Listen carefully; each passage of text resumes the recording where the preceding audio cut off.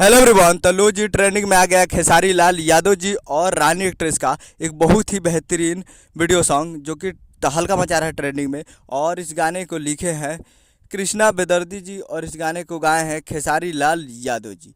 और इसमें म्यूजिक भी दिए हैं कृष्णा बेदर्दी जी ही, जो कि आपको स्क्रीन के ऊपर दिखाई दे रहा है। जिस गाने का टाइटल रखा गया है मीठा मीठा बथेला, जिसका टाइटल है मीठा मीठा बथेला।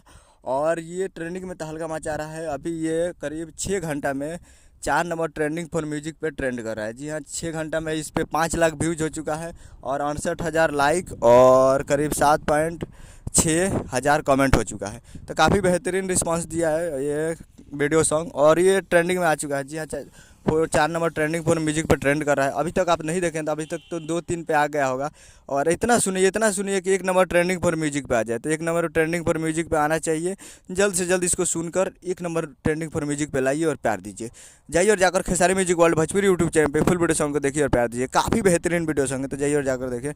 उम्मीद कर रहा हूँ वीडियो चला तो चैनल को सब्सक्राइब करें ताकि ऐसे खेसारी लाल यादव जी का लेटेस्ट लाता है वीडियो। चलो वीडियो को लाइक कीजिए, चैनल को सब्सक्राइब कीजिए। मिलते हैं अगले वीडियो में, तब तक के लिए जय हिंद, जय भोजपुरी।